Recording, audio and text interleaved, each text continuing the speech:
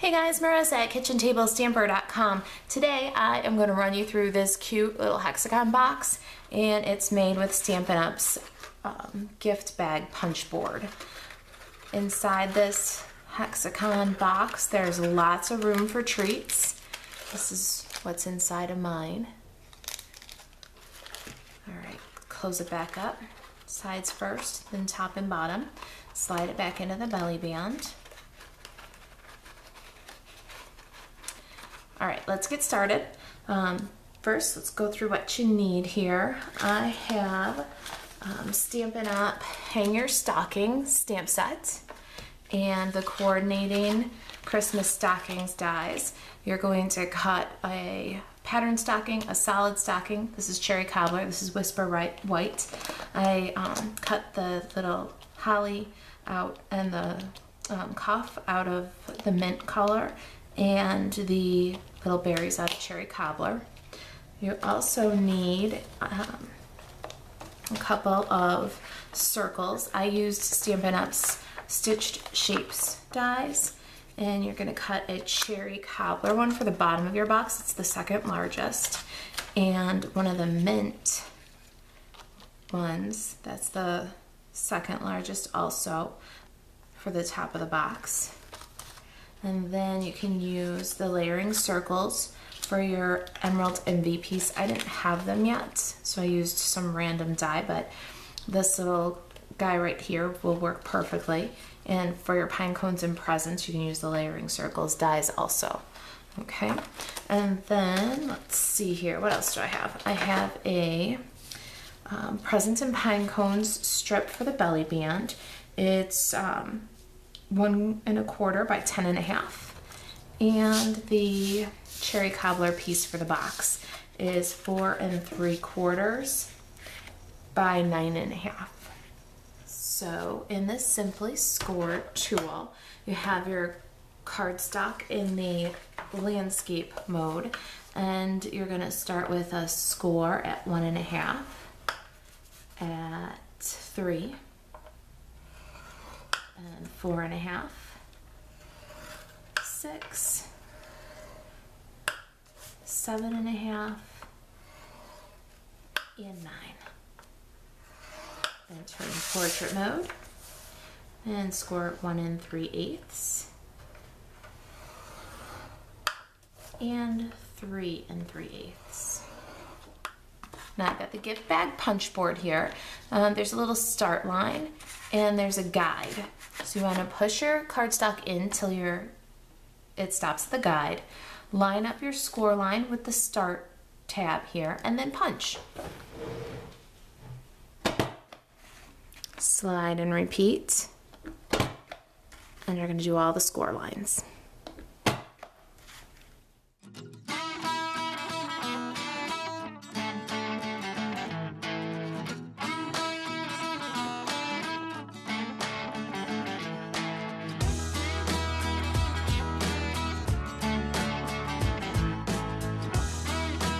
Okay, now that we've done all the score lines, we're at the end of our box here, and we want to finish that tab too. So we're going to put the line, the end of the cardstock along the line, lined up with the start tab, and punch. Flip it over, and punch. There we go, that's the base of our box.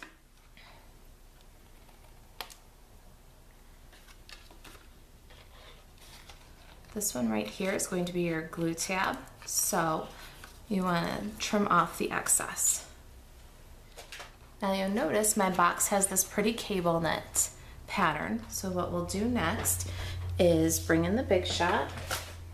I have the Big Shot here and the cable knit embossing folder, and what we're going to do is put the box into the embossing folder so that the embossing embosses these 3 panels and the tab. So we'll slide that to the end, lining it up with the score, and then we'll run that through the Big Shot. We need the platform, the embossing folder. This is one of those extra thick ones which gives us that great deep embossing that everybody is just crazy about. Run that through. See how gorgeous that is? All right, now we're going to carry on. So you have to be careful here and watch the indented side of the folder is where you want to put the face of your cardstock. We want to line up with this score line again.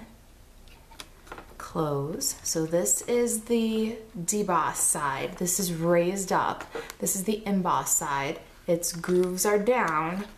This is the emboss side, so we want the emboss side down. It's very important. And then through the machine again, the other half. Now we have a perfectly cable knit box. You see all that texture? Isn't that gorgeous? Okay, let's get this little guy put together. I am going to work my scores.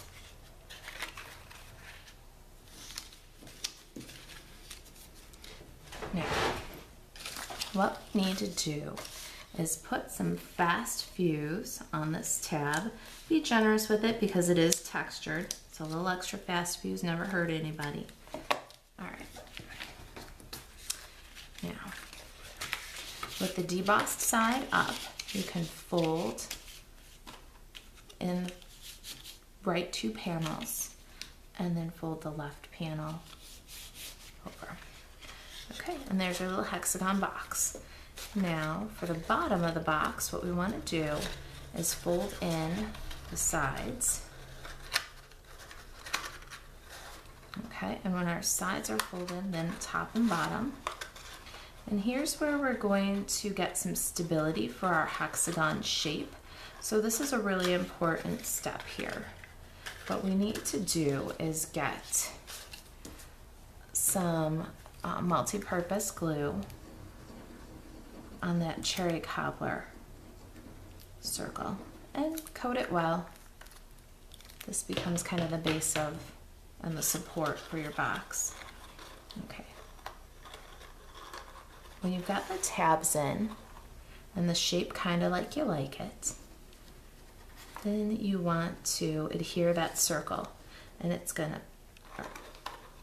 hold all those tabs right where the glue catches. All right, now I'm going to lift and flip gently and burnish those tabs down into that glue.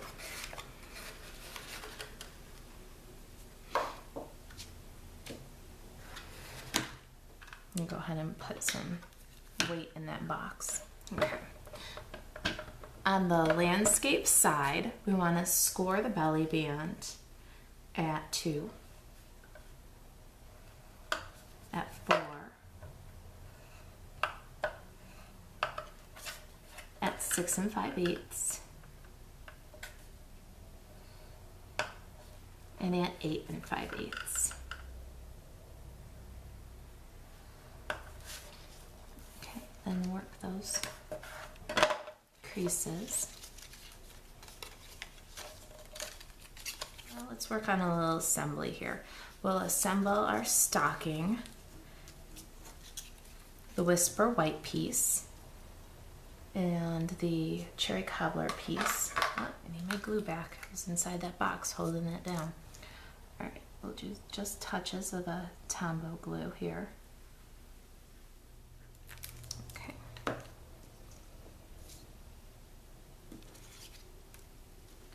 And those pretty little details over the white. And then I like to flip it over and burnish it down, because then any little excess glue sticks to the mat. Kind of removes it, keeps your project neat. All right, then next up is this fun little band, but we're gonna trim it out with some of this mini pom-pom fringe first. So we'll need 4 of those. And I like to trim up the ends nice and tidy.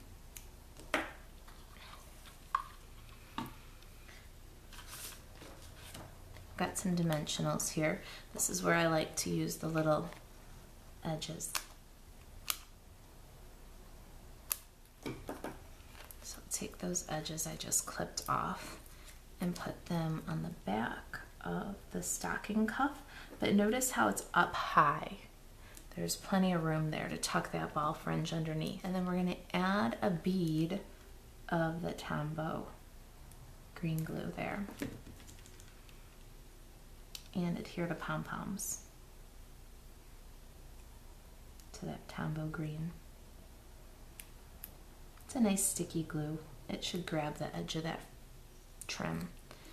And then adhere the whole thing to the stocking. Look at that little cutie, isn't that great? Okay. My Presents and Pine Cones Designer Series paper. Here I got a circle and I'm going to adhere and layer on the mint. And then grab those dimensionals again.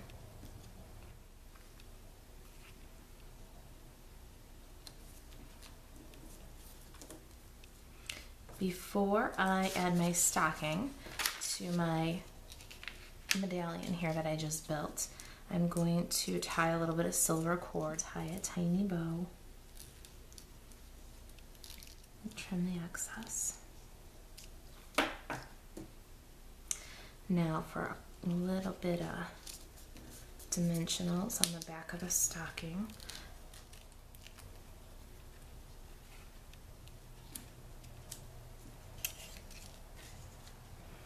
Okay, our box should be pretty sturdy now. And okay, run a bone folder or some scissors in there, but now we should have a pretty sturdy box bottom. If there's any tabs that are loose on the inside, like this guy, add just a little bit more of that green adhesive and burnish it. Okay. Now to close the box, you'd fill with treats at this point, but it is reclosable. I love a reclosable box that you don't have to destroy to open up. All right, close that up. Now we've got our belly band here. Add a strip of fast fuse on the back and a strip on the front pattern. So when you wrap,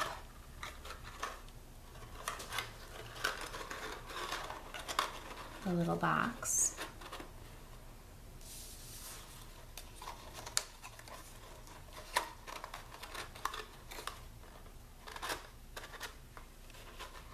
your adhesive is all ready to go. Okay, the one that has the adhesive on the front goes down first, then the one with the adhesive on the back meets. There's your little belly band. We'll add the stocking medallion with some dimensionals.